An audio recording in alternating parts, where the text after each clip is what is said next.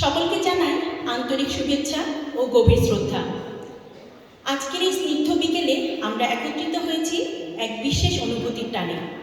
কিছু সুর, কিছু শব্দ আর কিছু অমলিন আবেগের ভেতর দিয়ে আজ আমরা ছুঁয়ে দেখব আমাদের প্রাণের কবি কাজী নজরুল ইসলামের স্মৃতির সঞ্চিতা। আপনাদের সাথে আজকে আছি লুবনা আলম এবং আনিকা মাহমুদ। কাজী নজরুল ইসলাম তিনি শুধু একজন কবি নন, তিনি এক অনুভূতির নাম। কখনো বিদ্রোহের আগুন, কখনো গভীরতম প্রেম, আবার কখনো অদ্ভুত এক বিষণ্ণতা, সব কিছুই যেন মিশে আছে তার প্রতিটি সৃষ্টিতে। নজরুলের সৃষ্টির ভেতরে যে অগ্নিস্ফুলিঙ্গ, যে বিদ্রোহ, যে আত্মমর্যাদা আর অদম্য সাহস, তা আজও আমাদের ভেতরে জেগে থাকা এক চেতনা। কাজী নজরুল ইসলামের বিদ্রোহী কবিতা, আর্ট ও সত্তার আলোকিত উদ্বোধন আলোচনা করতে আমন্ত্রণ জানাচ্ছি দুলাল আল হোসেনকে।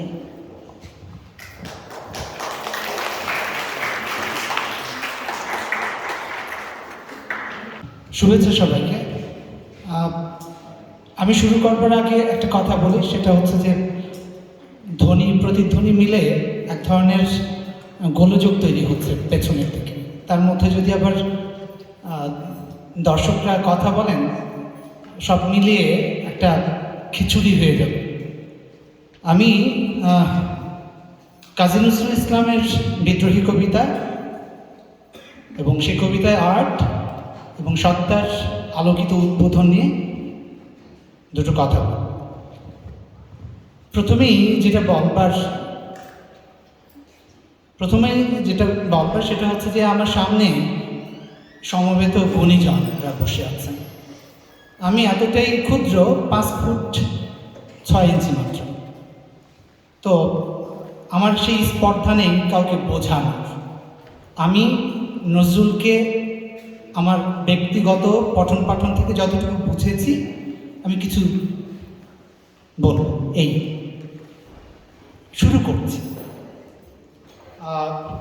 নিৎসের দাস স্পোক জরাথ্রুস্টুতে একটা কথা আছে এরকম: out of the chaos shall burst for the dancing star. Nazrul ছিলেন ড্যান্সিং স্টার। ড্যান্সিং স্টার এটা এই জন্য বলা হচ্ছে যে মানুষের ভেতরে যদি কোনো তীব্র অনুভূতি, সংগ্রাম বা অস্থিরতা না থাকে, তাহলে সত্যিকারের নতুন বা অসাধারণ কিছু সৃষ্টি করাও কঠিন। সহজ করে বললে এরকম: সৃষ্টিশীলতা, প্রতিভা বা ড্যান্সিং স্টার কখনোই জন্ম নিতে পারে না যদি মানুষের ভেতরে টানা পড়েন, গভীর আবেগ এবং বিশৃঙ্খলা বা কেওস না থাকে। সময় এইরকম শিল্প সত্তার জন্ম দিয়ে থাকে। বিংশ শতকের শুরুর দিকটা বেশ টালমাটাল অবস্থা। প্রথম বিশ্বযুদ্ধের অভিঘাত সারা বিশ্ব জুড়ে, তার সঙ্গে রাশিয়ান বলশেভিক বিপ্লব, ভারতে ব্রিটিশ বিরোধী আন্দোলন, মহাত্মা গান্ধীর অসহযোগ আন্দোলন, তুরস্কে আমরা জানতে পারি কামাল আতাতুর্কের আবির্ভাব, এই সব কিছু মিলেই বিশ্বে একটা টালমাটাল অবস্থা। 1920-এর দিকে একটা অর্থনৈতিক ধস শুরু হয়। 1920, 21, 22 এই 3-4 বছর অর্থনৈতিক একটা ধস নেমেছিল। তো সব কিছু মিলে মানুষ আসলে কখনোই, সভ্যতার যখন শুরু তখন থেকেই মানুষ বিপন্ন। পরিত্রাণের যেন কোনো পথ জানা নেই। এই সময়ে নজরুল বিশ্বযুদ্ধ থেকে ফিরেছেন। তখন 3-4 সি তালতলা লেন, কলকাতায় শৈলজানন্দ মুখোপাধ্যায় এবং মুজাফফর আহমেদের সঙ্গে তার পরিচয়। কমরেড মুজাফফর আহমেদের সঙ্গেই এই বাড়িতেই থাকতেন। 1921-এর ডিসেম্বরের শেষ সপ্তাহের কোনো একটা রাতে নজরুল তার বিদ্রোহী কবিতা লেখেন। এই কবিতা প্রসঙ্গে আসবার আগে আরেকটা কথা আমি বলি, সেটা হচ্ছে যে এডওয়ার্ড মুঙ্কের একটা বিখ্যাত পেইন্টিংস আছে, দ্য স্ক্রিম, নরওয়েজিয়ান একজন পেইন্টার। এডওয়ার্ড মুঙ্ক তার ডায়েরিতে লিখেছেন, তার বন্ধুদের সঙ্গে সূর্যাস্তের সময় হেঁটে যাচ্ছেন, হঠাৎ করে তিনি শুনতে পান এই কথাটা, প্রকৃতির ভেতর দিয়ে এক অসীম চিৎকার বয়ে যাচ্ছে, মানুষের বিপন্ন, মানুষ বিপন্ন, পরিত্রাণের যেন কোনো পথ নেই। আমি একটা কথা প্রায়শই বলে থাকি, কবিতা আমিও লিখতে পারি, যদি আমার ছন্দ জ্ঞান থাকে, অলংকার জ্ঞান থাকে, তাহলে আমিও 2-4 লাইন লিখতে পারব। সেটা কতটা কবিতা হয়ে উঠবে সে ব্যাপারে প্রশ্ন থেকেই যেতে পারে, তর্কও উঠতে পারে। আমার কাছে মনে হয় কবি এবং নবী একটা দ্বৈত সত্তা বা একই সত্তার এপিঠ ওপিঠ। কাজী নজরুল ইসলামের কাছে কবিতাটা ধরা দিল 1921-এর ডিসেম্বরের শেষ সপ্তাহে, এবং সকালবেলা কমরেড মুজাফফর আহমেদকে কাজী নজরুল ইসলাম বললেন যে আমি একটা কবিতা লিখেছি, কাগজে পেন্সিল দিয়ে উনি লিখেছেন কবিতা। কমরেড মুজাফফর কাজী নজরুল ইসলাম স্মৃতি কথায় লিখছেন যে তার পেন্সিল দিয়ে লেখাতে আমার মনে হলো যে ওই দোয়াতের মধ্যে কলমটা চুবিয়ে চুবিয়ে বারবার করে লিখতে গেলে হয়তো তার মাথা এবং তার একটা বিচ্ছিন্নতা তৈরি হতে পারে ওই জায়গাতে। এই কারণে নিরবিচ্ছিন্নভাবে তার ভাবনা, তার উদ্গীরণ ঘটানো, তার এই সৃষ্টির উদ্গীরণ ঘটানোর জন্য তিনি পেন্সিলে লিখেছেন। এই সময়ে একটা আশ্চর্য ঘটনা ঘটেছে। এই 1921-এ, 1919, 1921, 1922 এই 3 বছরে গোটা পৃথিবীর বিশ্ব সাহিত্যের মধ্যে 3টা কবিতা লেখা হয়। একটা কবিতা বিদ্রোহী কাজী নজরুল ইসলামের, আরেকটা কবিতা 1921-এ লিখলেন টি.এস. এলিয়ট, দ্য ওয়েস্টল্যান্ড, এবং 1921-এ আরেকটা, 1919-এ আরেকটা কবিতা লেখা হলো। আমি একটু হয়তো সনটা এদিক ওদিক হতে পারে, আমি দুঃখিত যদি ভুল হয়ে থাকে, তাহলে ক্ষমা সুন্দর দৃষ্টিতে দেখবেন। W.B. ইয়েটস, উইলিয়াম বাটলার ইয়েটসের সেই দ্য সেকেন্ড কামিং, এই 3টা কবিতা, বিশেষত টি.এস. এলিয়টের দ্য ওয়েস্টল্যান্ড, আধুনিক কবিতার খোল নলচে পাল্টে দেবে। পুরো কবিতাটা 434 লাইনের একটা কবিতা। সেখানে ইংরেজি পংক্তির পাশাপাশি তিনি ফরাসি, জার্মান, সংস্কৃত, এরকম ল্যাটিন ভাষার সমাবেশ ঘটিয়েছিলেন। শেষ করছেন কবিতাটা এইভাবে যে দত্ত দয়ার্থম দম্মদ, টি.এস. এলিয়টের দ্য ওয়েস্টল্যান্ড কবিতা শেষ। শুরু করছেন এপ্রিল ইজ দ্য ক্রুয়েলেস্ট মান্থ। আমার কাছে মনে হয় শুধুই কি এপ্রিল, মানুষ তো পরিত্রাণহীন। তো বিশ্ব সাহিত্যে এই দ্য সেকেন্ড কামিং, এটা আমার কথা না, এটা আমি যা কিছু বলছি আমার নিজের সেই স্পর্ধাটাই নাই, আমি সামান্য পাঠক মাত্র, আমি যতটুকু বুঝেছি সেটাকে আমি আপনাদেরকে বলছি। তো এই 3টা কবিতা, যেই বিশেষত কাজী নজরুলের বিদ্রোহী কবিতা দ্য রেবেল, এইটা বিশ্ব সাহিত্যে সেইভাবে জানান দেয়নি, কিন্তু W.B. ইয়েটসের কবিতাটা এবং দ্য সেকেন্ড কামিং এবং টি.এস. এলিয়টের দ্য ওয়েস্টল্যান্ড, এই 2টা কবিতা গোটা বিশ্ব সাহিত্যের খোল নলচে পাল্টে ফেলেছে। তো আমি যে কারণে কথাটা বলতে চাচ্ছি যে কিভাবে নজরুলের কাছে এই বিদ্রোহী কবিতাটা এভাবে আসলো। নজরুলের বিদ্রোহী কবিতা পাঠ করলে নজরুলের সত্তাকে আমরা আবিষ্কার করতে পারি। আমি সেখানে আসব। আমি সামনে 2টা দেখতে পাচ্ছি, আপনার চেয়ে আপন যেজন খুঁজি আমি তারে, আরেকটা তুমি সুন্দর তাই চেয়ে থাকি, ওরকমই। কিন্তু নজরুলের 2টা সত্তা পাশাপাশি চলেছে একই সঙ্গে। নজরুল তার বিদ্রোহী কবিতায় বলেছে মম এক হাতে বাঁকা বাঁশের বাঁশুরি, আর হাতে রণতুর্য। আমি সেই দিন হব ক্ষান্ত, যবে উৎপীড়িতের ক্রন্দন রোল আকাশে বাতাসিত ধ্বনিবে না। নজরুল নির্মলেন্দু গুণের কবিতা যেমন আমরা পাই, তার একটা কবিতার বই ছিল এরকম, যে না প্রেমিক না বিপ্লবী, একটু চাতুর্যপূর্ণ নাম, না প্রেমিক না বিপ্লবী। প্রেমবান মানুষ না হলে বিপ্লবী হওয়া যায় না। বিপ্লবী মানুষ মাত্রই প্রেমবান, পরিবর্তন চায়। নজরুল তার এই বিদ্রোহী কবিতা শুরু করছেন এভাবে। নজরুল দুইটা সত্তার আগমন ঘটছে। কিভাবে?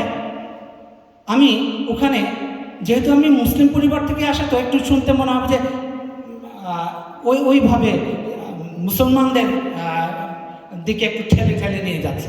আসলে তা না। তার কবিতার মধ্যে মনে হচ্ছে একটা ওহি আসছে। যেমন মোহাম্মদের কাছে বলা হতো কুল হু আল্লাহ হুয়া, আমরা যে কোরআনে একটা সূরায় পড়েছি যে বলো হে মোহাম্মদ, বলো একজন সত্তা, আল্লাহ বা ভগবান বা ঈশ্বর একজন।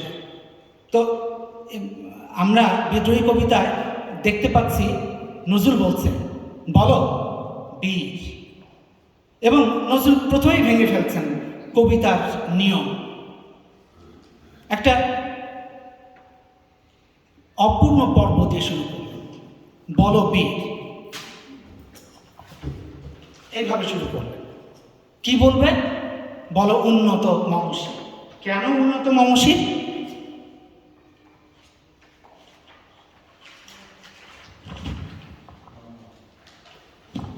কারণ আমি আপনারে ছাড়া করি না কাহারে কুর্নিশ।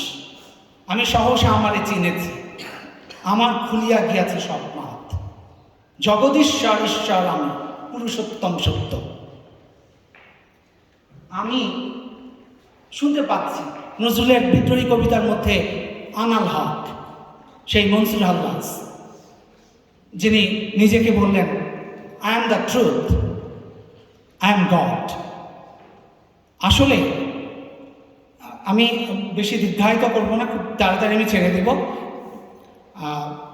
প্রত্যেকেই অনেক, যারা আমরা প্রচলিত সমাজে বিভিন্ন দেশে আমরা যে ধর্মের রিচুয়াল পালনগুলো দেখতে পাই, আমি আমার পরিবারে, আমি অন্যদের যাব না, আমি আমার পরিবারে কোনো ধার্মিক দেখিনি। আমার কাছে মনে হয় আমাদের প্রয়াত শাহিন রেজা নূর ভাই বলতেন যে ধার্মিক মানুষ তো সবচাইতে বড় অধার্মিক হয়ে যাবে, অসাম্প্রদায়িক। অধার্মিক কেমন শোনালো না? অসাম্প্রদায়িক হয়ে যাবে।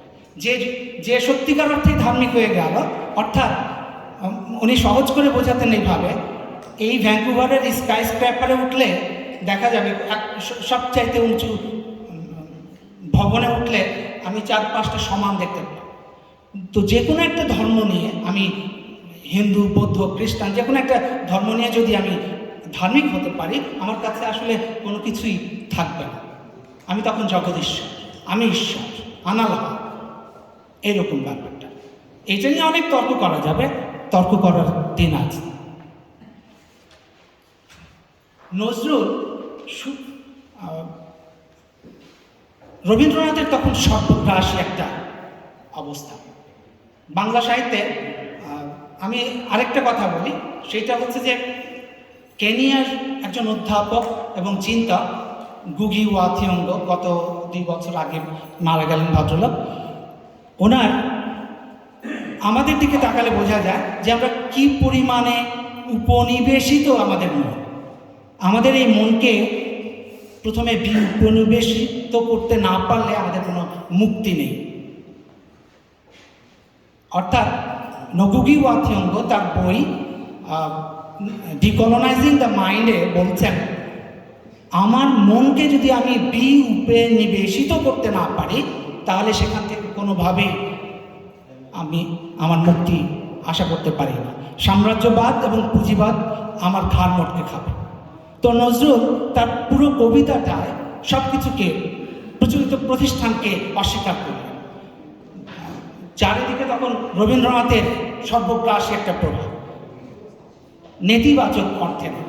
রবীন্দ্রনাথের সেই সর্বগ্রাসী প্রভাব থেকে বেরিয়ে আসাটা খুব সহজ ছিল।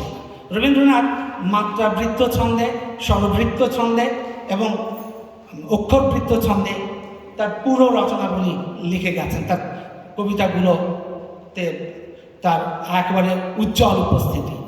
নজরুল করলেন কি, মাত্রাবৃত্ত ছন্দে কবিতা লিখছেন, কিন্তু আরেকটা শব্দ লাগার, সেটা হচ্ছে মুক্তক মাত্রাবৃত্ত ছন্দে এই বিদ্রোহী কবিতা লিখলেন। নজরুল ভেঙে ফেললেন মাত্রাবৃত্তের যে ছন্দের যে শরীর, সেটাকে ভেঙে টুকরো টুকরো করে লিখলেন। এবং দেখা যায় যে আমি টি.এস. এলিয়টের ওয়েস্টল্যান্ডের কথা এই জন্যই বললাম, টি.এস. এলিয়ট ওয়েস্টল্যান্ডের কবিতার কোনো নিয়ম মানেন না, সব কিছুকে ভেঙে ফেলেছে। নজরুলের কবিতায় দেখা যাচ্ছে নজরুল শুরু করছেন বলবীর বল উন্নত মমশীল, এইখানে এসে দেখা যাচ্ছে কাজী নজরুল ইসলাম একের পর এক তার ইয়েগুলো ভেঙে ফেলছে। যেমন আমরা যদি লক্ষ্য করি, পুরো কবিতাটা 149 পংক্তির, তার মধ্যে 146 বার উচ্চারিত হয়েছে আমি শব্দ। তিনি তার পুরো কবিতাটার দাঁড়িয়ে আছে 6 এবং 4 মাত্রা, 6 এবং 4 মাত্রা, কিন্তু সব জায়গায় তিনি সেটা মানছেন না। কেমনভাবে আমি একটু বললে বুঝতে পারবেন। যেমন বল বি 2 যোগ 2 4 মাত্রা, অপূর্ণ একটা পর্ব। তারপরে দেখেন বল উন্নত 6 মমশীল 4, 6 এবং 4 মাত্রা। পুরো কবিতাটা 6 এবং 4 মাত্রায় যাচ্ছে।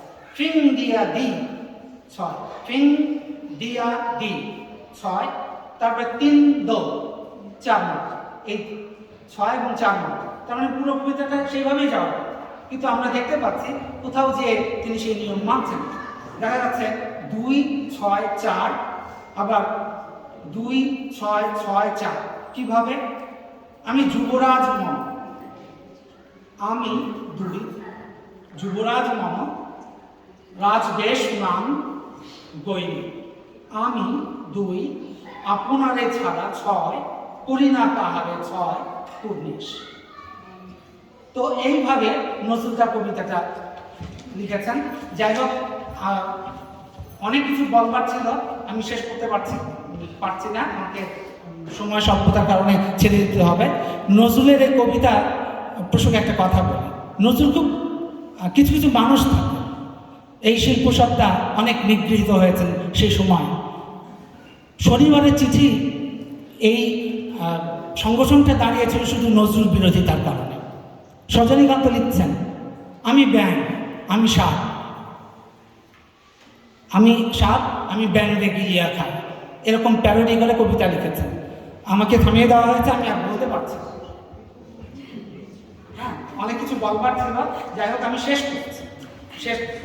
শেষ করার জন্য কয়েকটা সেকেন্ড সময় লাগবে, আমি এই কথাটা না বলতে হবে না।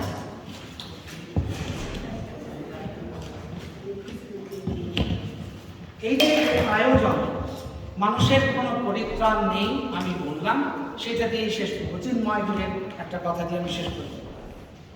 আমরা এক অন্ধ আয়নার সামনে দাঁড়াই, কেননা সেখানে আমি নেই, সত্তা নেই, কেবলই প্রদর্শনী ও দৃশ্য নির্মাণের অদ্ভুত জগৎ। ধনতন্ত্রের এই চতুর সন্তান আপাত উদার নিওলিবারালিজম কি শেখালো আমাদের? শেখালো এক প্রদর্শনী সংস্কৃতি, যা দিয়ে নির্মিত হবে শুধুই এক শূন্যচারী বায়োস্কোপের সমাজ, এ সোসাইটি অফ দ্য স্পেক্টাকল। এর চেয়ে আত্মবিধ্বংসী মাদকাসক্তি আর হয় না। উৎসব করো, কিন্তু আত্ম বা সেলফ সেখানে অনুপস্থিত, শুধু ভেসে থাকে। ব্যক্তি চেতনা সেখানে প্রবেশ নিষেধ। প্রাক আধুনিক বস্তি বা জঞ্জালের পাশে মল সংস্কৃতি এক অদ্ভুত আকর্ষণীয় গাজরের মতো আমাদের সামনে ঝুলে থাকে। আমাদের পথ জানা নেই, অদ্ভুত অন্ধ এক আয়নার সামনে দাঁড়িয়ে আমরা। ধন্যবাদ সবাই।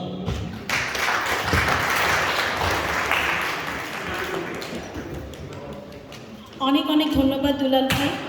আপনার কথাগুলো সত্যি আমাদের এক অন্যরকম অনুভূতি জাগিয়ে তুললো।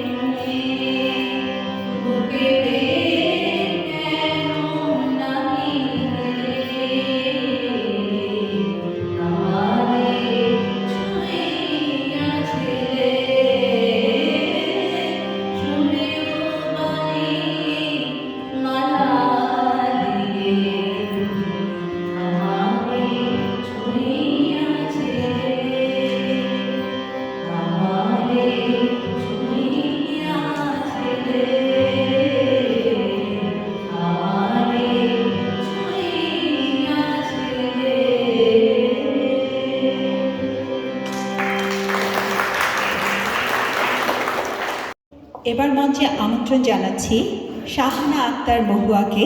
তিনি পরিবেশন করবেন কাজী নজরুল ইসলামের বিখ্যাত কবিতা বাসন্তী, যা সিন্ধু হিন্দোল কাব্যগ্রন্থের অন্তর্ভুক্ত। আজকের এই চমৎকার বিকেলে আপনাদের সবাইকে শুভেচ্ছা।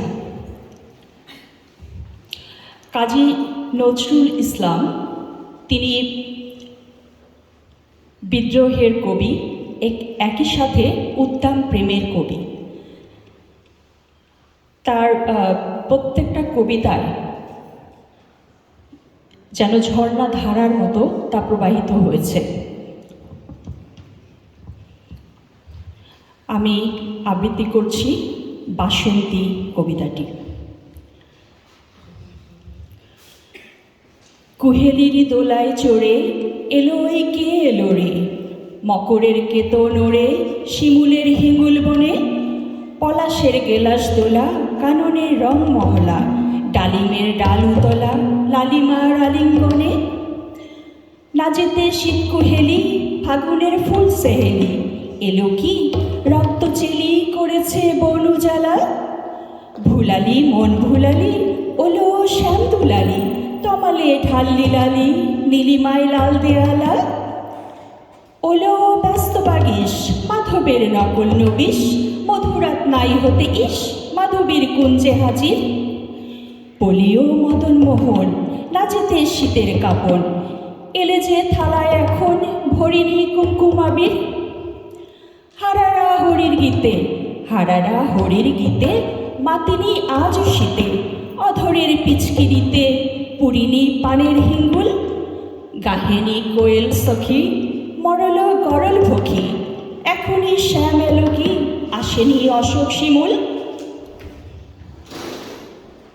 মোরাশই বকছি মিছে মোরাশই বকছি মিছে, ওলো দেখ শ্যামের পিছে এসেছে কে এসেছে দুলে কার চেলির লালি, তখনই বলেছি ভাই আমাদের এমান বৃথায়, এলে শ্যাম আসবে নিরাই শ্রীমতী শ্যাম দুলালি, পৌষে রিক্ত শাখায় বধূ যেই বংশী বাজায়, নীলাবন লাল হয়ে যায় ফুলে হয় ফুলের আকাশ, এলে শ্যাম বংশীধারী গোপনের গোপছিয়ারি, ফুল সব শ্যাম্পিয়ারি ভুলে যায় ছাড় কেহবাস, সাতাশে মাঘ বাতাসে যদি ভাই ফাগুন আসে, সাতাশে মাঘ বাতাসে যদি ভাই ফাগুন আসে, আঙ্গনে রঙ্গন হাসে আমাদের সেই তো হরি, শ্রীমতীর লাল কপলে দোলেলো পলাশ তোলে, পায়ে তার পদ্ম ডোলে দিল বন আলা করি, পায়ে তার পদ্ম ডোলে দিল বন আলা করি, পায়ে তার পদ্ম ডোলে দিল বন আলা করি। ধন্যবাদ সবাইকে। এবার আমরা শুনব শুভজিতের কণ্ঠে রুমঝুম রুমঝুম। 1941 খ্রিস্টাব্দের এপ্রিল মাসে হিন্দুস্তান রেকর্ড কোম্পানি এই গানটির রেকর্ড সম্পন্ন করে। শিল্পী ছিলেন দীপ্তি বসু, কিন্তু অত্যন্ত দুঃখজনকভাবে 1941 খ্রিস্টাব্দের জুন মাসেই শিল্পীর প্রয়াণ ঘটে।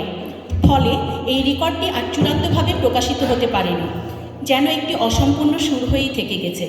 আসুন শুনে আসি এই গানটি আমাদের ছোট্ট বন্ধু শুভজিতের কণ্ঠে।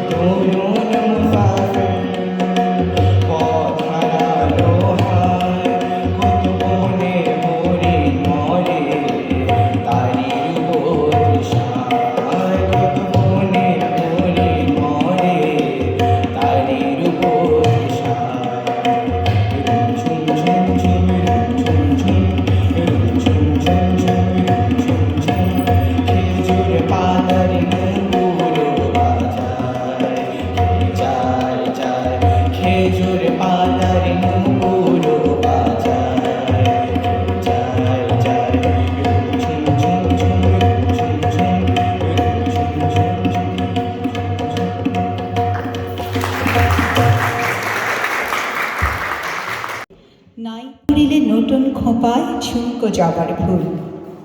গানটি নজরুলের সুর আর কথার এক অপূর্ব মেলবন্ধন, যেখানে প্রেমের কোমলতা আর আকুলতা একসাথে ধরা দেয়।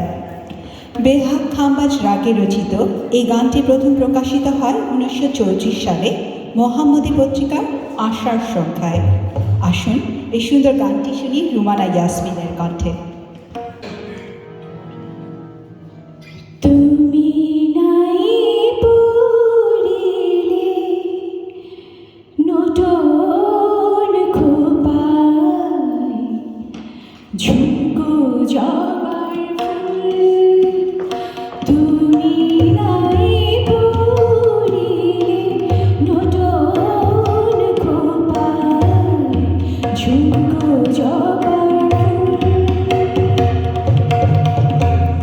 ফুল।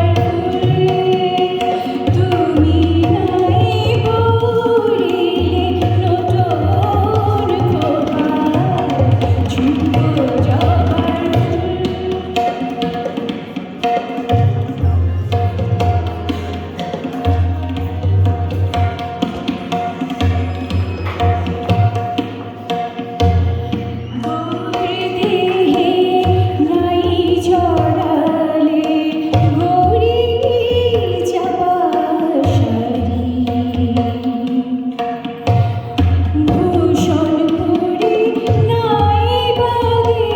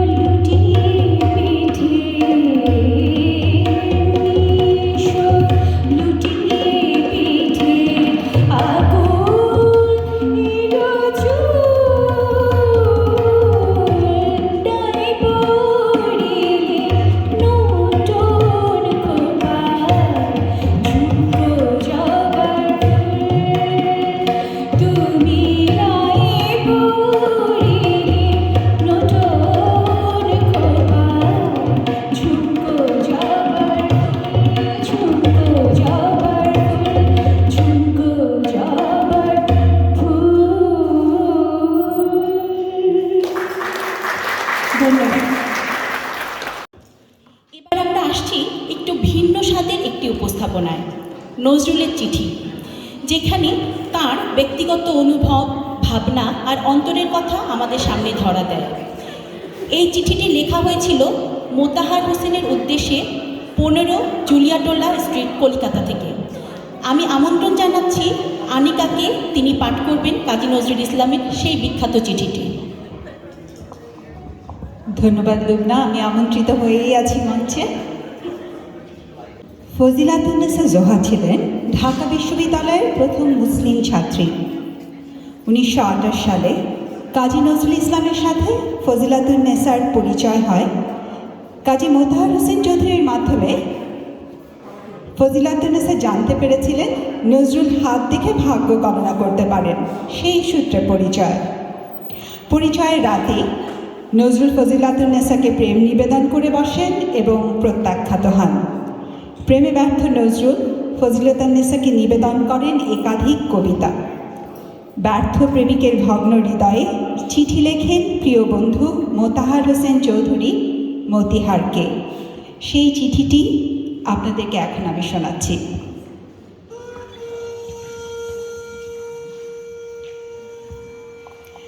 প্রিয় মতিহার, পরশু বিকালে এসেছি কলকাতা, ওপরের ঠিকানায় আছি।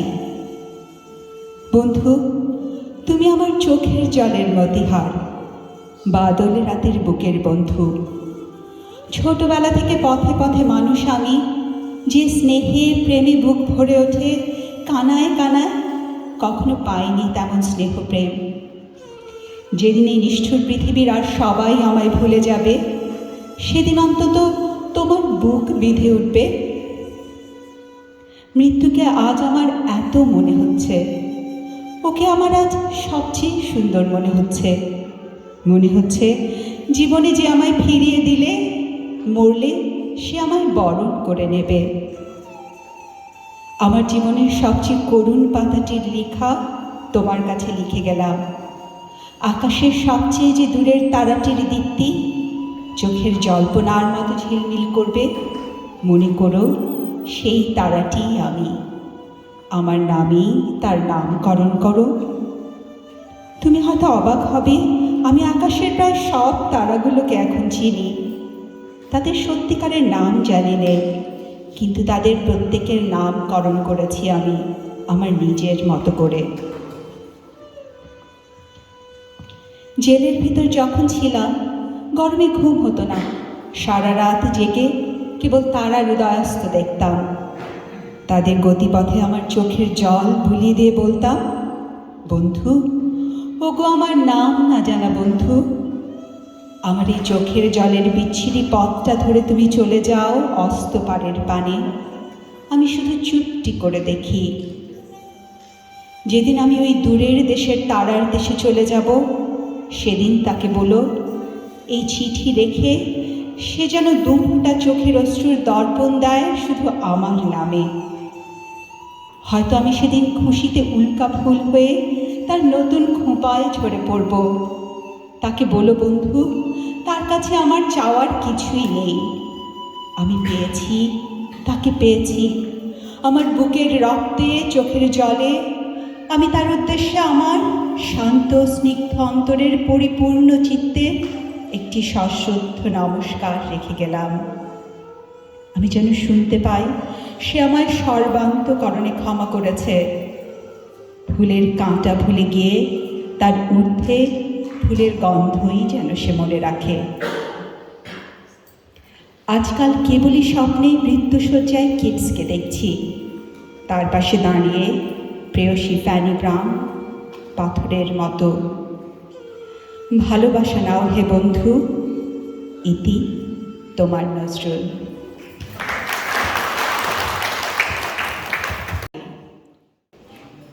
অনেক ছিল বলার, যদি সেদিন ভালোবাসতে।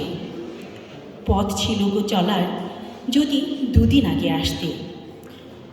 অপ্রকাশিত অনুভূতি আর না বলা কথার এক গভীর বেদনায় ভরা এই গানটি নজরুলের সুরে এক অনন্য আবেগের প্রকাশ। 1938 খ্রিস্টাব্দের জুন মাসে HMV রেকর্ড কোম্পানি থেকে গানটি প্রথম রেকর্ড করা হয়। এই আবেগকে সঙ্গে নিয়ে গানটি পরিবেশনার জন্য আমি আমন্ত্রণ জানাচ্ছি মাইকেল মিত্রকে। অনেক ছিল বলা, যদি সেদিন ভালোবাসতে। অনেক ছিল বলা, যদি সেদিন ভালোবাসতে। পথ ছিল চলা, পথ ছিল চলা, যদি দুদিন আগে আসতে। অনেক ছিল বলা, যদি সেদিন ভালোবাসতে।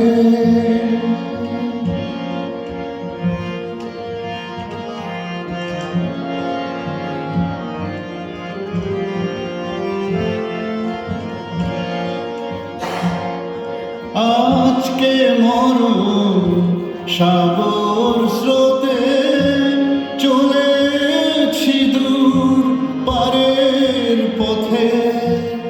আলোর খেয়া হারায় যেথা, আলোর খেয়া হারায় যেথা, সেই আধারে ভাসতে। অনেক ছিল বলা, যদি সেদিন ভালোবাসতে।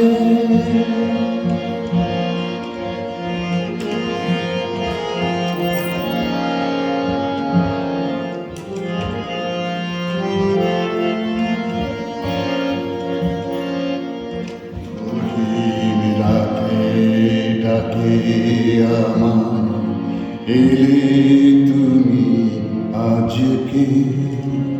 কাঁদিয়ে গেলে হায় গো আমার, বিদায় বেলার সাজকে।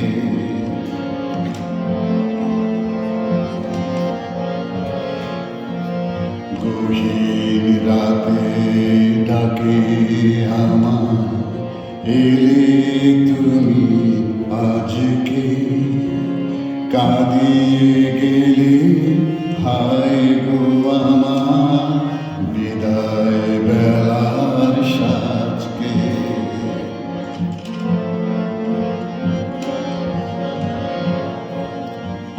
আসতে যদি হে অতিথি, ছিল যখন পরম তিথি।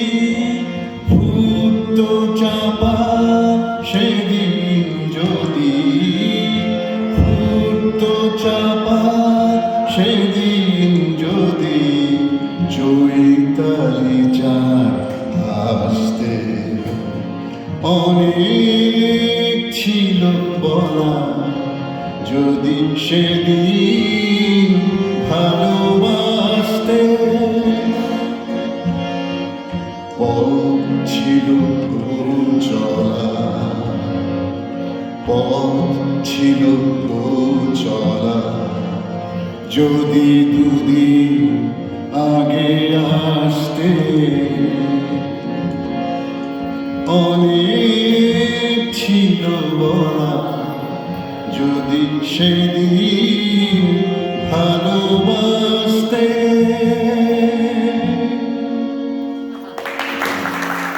এবার আমরা প্রবেশ করতে যাচ্ছি এমন এক সুরে, যেখানে চোখের জলই ভাষা হয়ে ওঠে আর নীরবতাই কথা বলে। নয়ন ভরা জল গো তোমার, আঁচল ভরা ফুল। এক গভীর ব্যথা, এক নিঃশব্দ অনুভূতির প্রতিধ্বনি। গানটির রচনাকাল সম্পর্কে সুনির্দিষ্টভাবে কিছু জানা যায় না।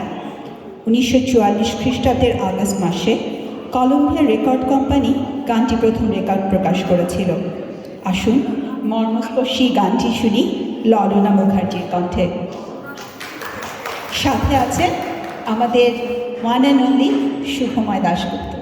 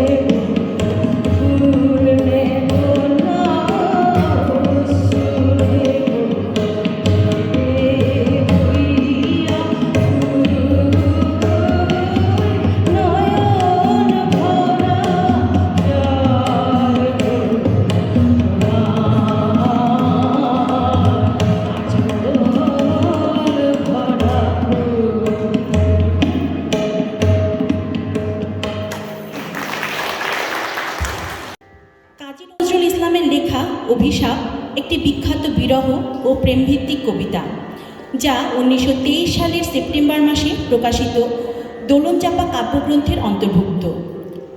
এটি কবির প্রেম সম্পর্কিত অস্থিরতা ও হৃদয়ের হাহাকার ফুটিয়ে তোলে, যা মূলত তাঁর প্রমীলার সঙ্গে প্রণয় এবং তৎকালীন ব্যক্তিগত জীবনের টানাপোড়ান থেকে সৃষ্ট।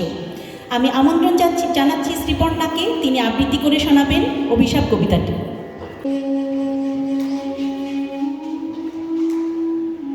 যেদিন আমি হারিয়ে যাব বুঝবে, সেদিন বুঝবে।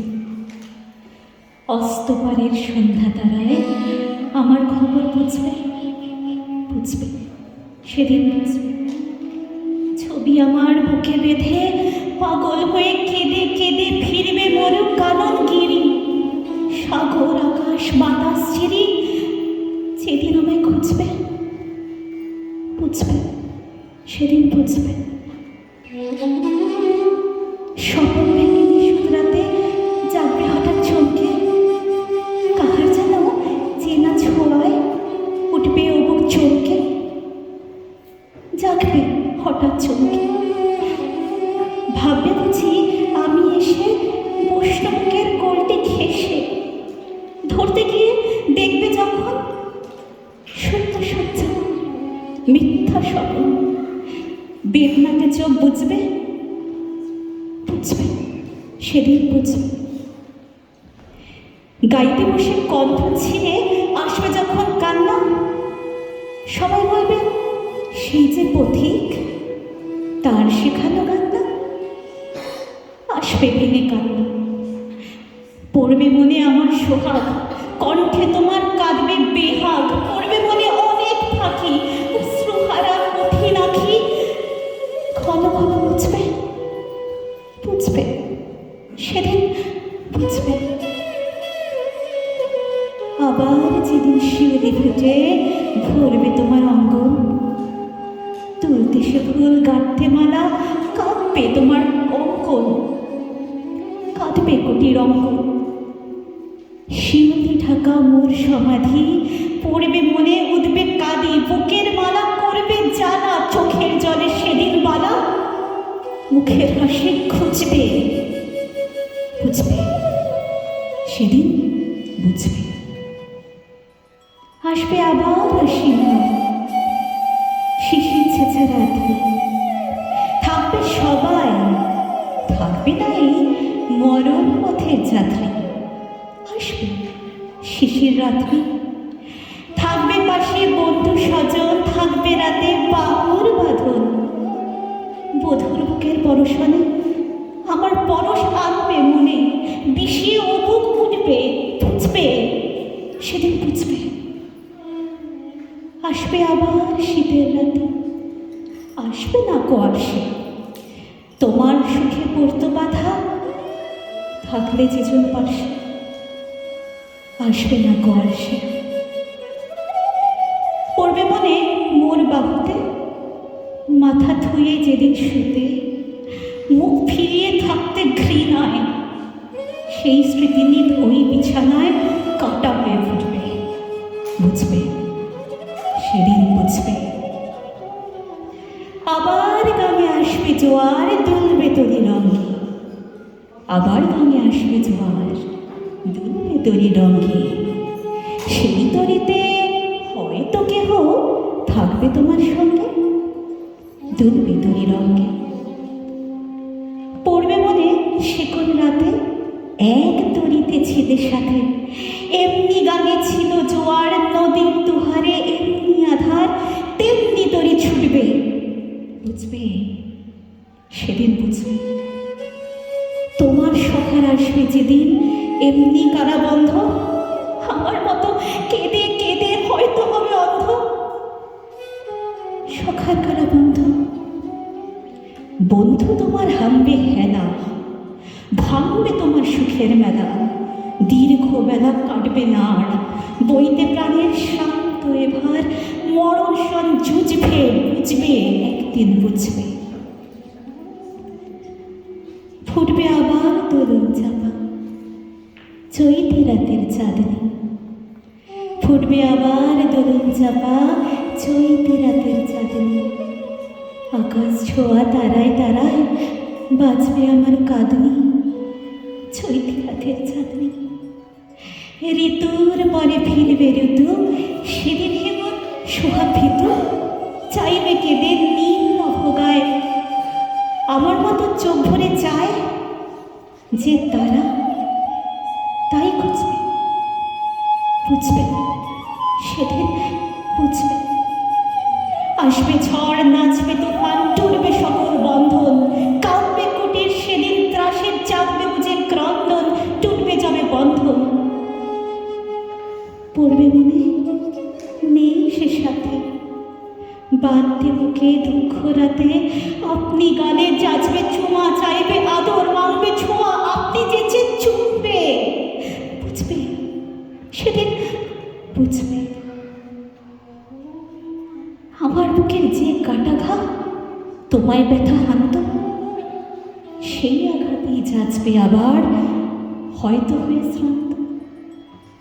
আসবো তখন পান্থ,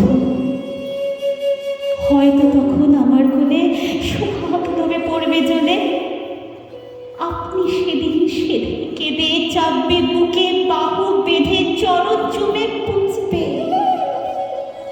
বুঝবে সেদিন বুঝবে, বুঝবে সেদিন বুঝবে, বুঝবে।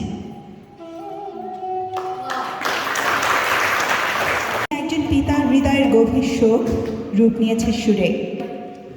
এই গানটি রচিত হয়েছিল নজরুলের কনিষ্ঠ পুত্র বুলবুলের অকাল প্রয়াণের পর, যেখানে পাখি যেন সেই হারিয়ে যাওয়া সন্তানেরই প্রতীক। ছায়ানট রাগে একতালে বাঁধা এই সঙ্গীতে কবির নিঃশব্দ হাহাকার ধ্বনিত হয়, যখন কবি লেখেন, তোরে না হেরিয়া সকালের ফুল অকালে ঝরিয়া যায়। আমন্ত্রণ জানাচ্ছি লুবনা আলমকে এই কালজয়ী গানটি পরিবেশন করার জন্য।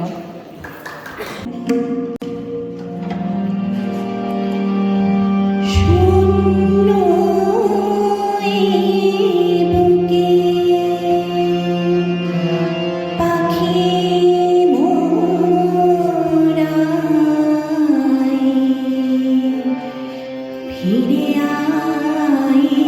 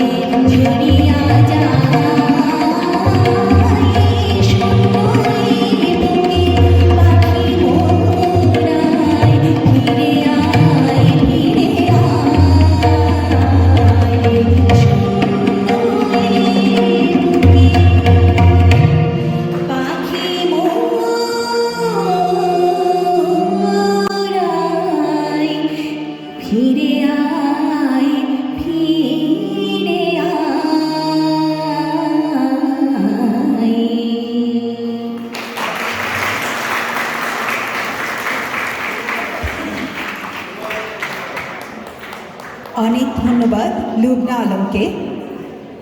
শুধু তার অসাধারণ পরিবেশনার জন্যই নয়, আমি এই সুযোগটি নিব লুবনা আলমকে তার আজকের এই অনুষ্ঠান আয়োজনের জন্য তার সকল সহযোগিতা এবং উদ্যোগ এবং আমাদের সকলকে আমন্ত্রণ জানানোর জন্য। এবার আসছে যে পরিবেশনাটি, সেটি হচ্ছে মিশ্র ভীম পদশ্রী রাগ আবহে, যেখানে বিদায়ের বেদনা আর স্মৃতির কোমল স্পর্শ মিলেমিশে যায়। কেন আলো ফুলো ডোর আজি বিদায় বেলা, নজরুলের এক জনপ্রিয় সৃষ্টি, যেখানে প্রিয়জনের চলে যাওয়ার মুহূর্তে হৃদয়ের নিঃশব্দ বেদনায় মূর্ত হয়ে ওঠে। এই গানটি নিয়ে আসছেন সুদীপ মুখার্জি। কেন আনো ফুলো আজি বিদায় বেলা, কেন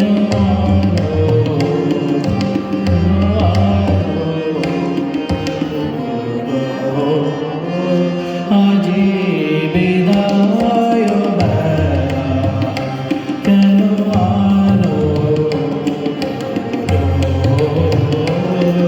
আজি হৃদয়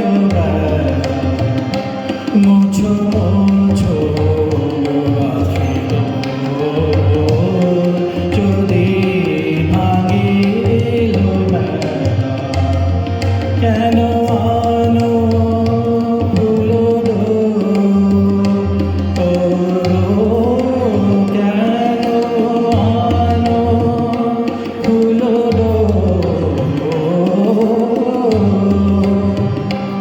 আজি বিদায় বেলা, মুছো মুছো যদি ভাঙিল মেলা,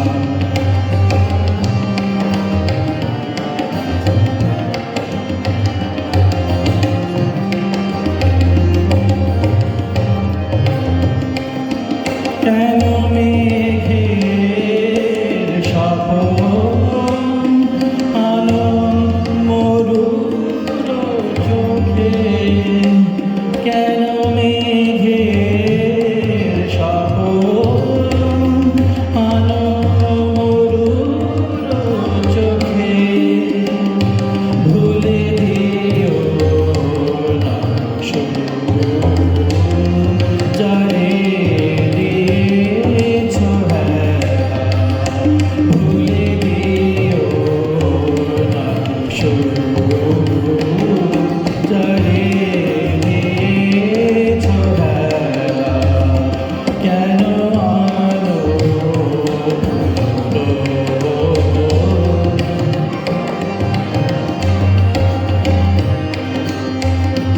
যাবে শুকালো কানন, এলে বিদুর পাখি, যাবে শুকালো কানন, এলে বিদুর পাখি, লয়ে পাটা ভরা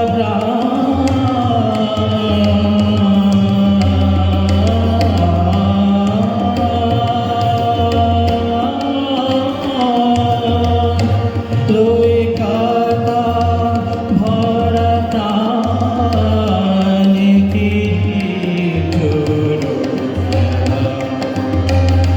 যাবে আকাশ কুসুম, যাবে আকাশ কুসুম,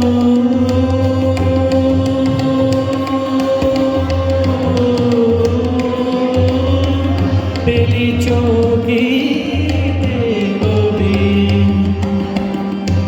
চলো চলো মুসাফির, ডাকে পারের বেলা, চলো চলো মুসাফির, ডাকে পারের বেলা,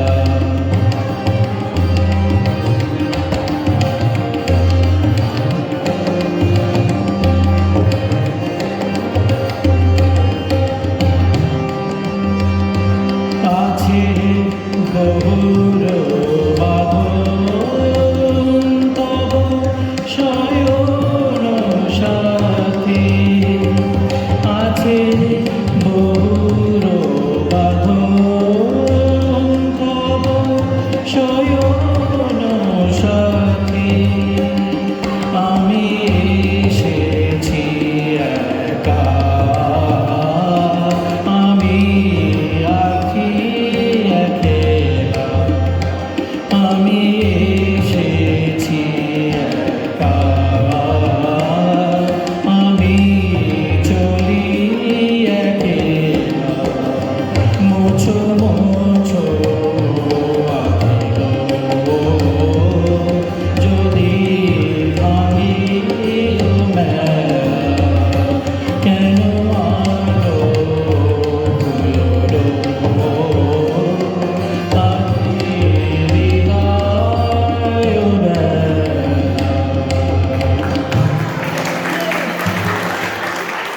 এবার আমরা শুনব এক প্রত্যাশার সুর, যেখানে দীর্ঘ প্রতীক্ষার পর ফিরে আসার আকুলতা ধরা দেয়। পরদেশি বধুয়া এলে কি এতদিনে? সিংহেন্দ্র মধ্যম রাগে দাদরাতালে রচিত এই গানটি প্রথম প্রকাশিত হয় কালিকলম পত্রিকায়, যখন নজরুলের বয়স ছিল মাত্র 28 বছর। আসুন এই সুরের আবেশে নিজেকে ভাসিয়ে দেই অনন্যা শিলার কণ্ঠের এই গানের মূর্ছনায়। আমি গানে যাওয়ার আগে লুবনা এবং আশিক ভাইকে অনেক ধন্যবাদ জানাচ্ছি একটা বিরল অনুষ্ঠান আয়োজন করার জন্য। আর আমি যে গানটি গাইছি সেটা হলো গজল অঙ্গের গান এবং বাংলা সঙ্গীতের ধারায় গজল অঙ্গের প্রবর্তক কাজী নজরুল ইসলাম। তো এটা তার একটা ইউনিকনেস আর কি।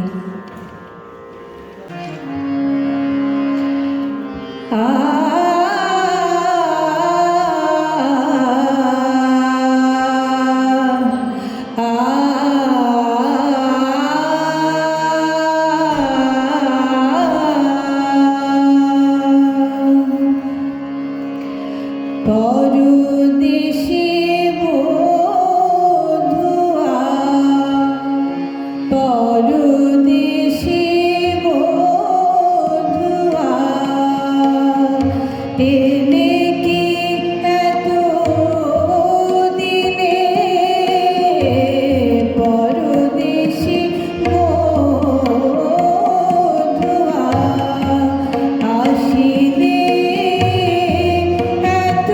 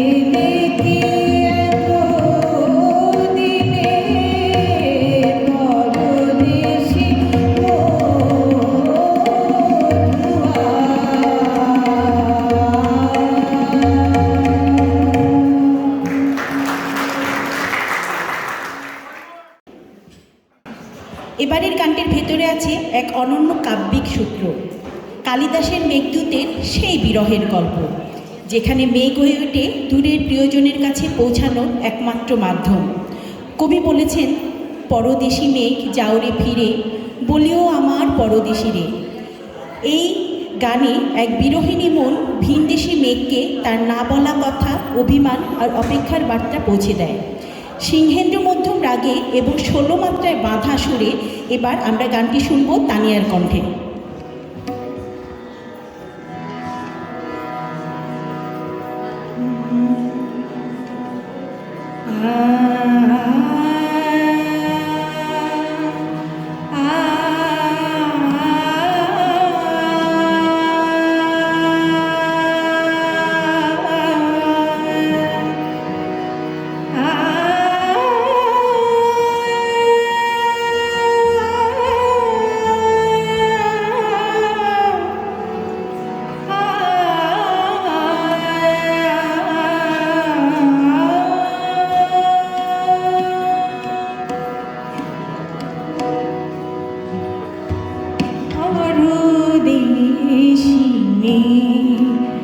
যাও রে ফিরে পরদেশি, যাও রে ফিরে, বলিও আমার পরদেশি রে, পরদেশি রে, যাও রে ফিরে, বলিও আমার পরদেশি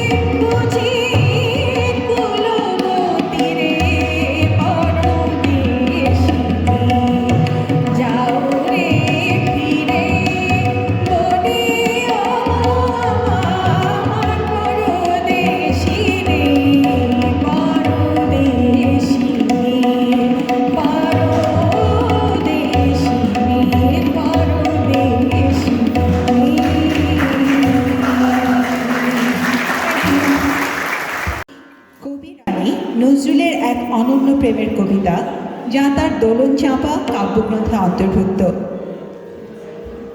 এই কবিতাটি পরিবেশন করবেন জাহিদা পারভীন। আমন্ত্রণ জানাচ্ছি তাকে মঞ্চে আসার জন্য। প্রেমের কবি নজরুল ওনার একটি খুব সহজ সরল কিন্তু শাশ্বত একটি কবিতা পড়ছে। তুমি আমায় ভালোবাসো তাই তো আমি কবি, আমার এ রূপ সে যে তোমার ভালোবাসার ছবি। আপন জেনে হাত বাড়ালো আকাশ বাতাস প্রভাত আলো, বিদায় বেলার সন্ধ্যা তারা উভের অরুণ রবি। তুমি ভালোবাসো বলে ভালোবাসি সবই, আমার আমি লুকিয়েছিল তোমার ভালোবাসায়। তুমি আমার মাঝে আসি অসিতে মোর বাজাও বাঁশি, আমার পূজার যায় আয়োজন তোমার প্রাণের হবি। আমার বাণী জয় মাল্য রানী তোমার হবি। তুমি আমায় ভালোবাসো তাই তো আমি কবি, আমারই রূপ সেজে তোমার ভালোবাসার ছবি। ধন্যবাদ। আজকের এই আয়োজনে আমরা প্রায় শেষে পৌঁছে গেছি। আজকের শেষ পরিবেশনাটি আমাদের ফিরিয়ে নিয়ে যাবে সেই পুরনো সুরের ভুবনে। আলগা করগ খোঁপার বাঁধন গানটির আবেদন চিরন্তন, স্নিগ্ধ মাধুর্যময় এর সুরের ছোঁয়া। 1932 খ্রিস্টাব্দের 12 অক্টোবর প্রকাশিত বনগীতি গ্রন্থে গানটি প্রথম অন্তর্ভুক্ত হয়। এ সময় নজরুলের বয়স ছিল 33 বছরের মতো। এবার আমি আমন্ত্রণ জানাচ্ছি সৈকত দাসকে গানটি পরিবেশন করার জন্য।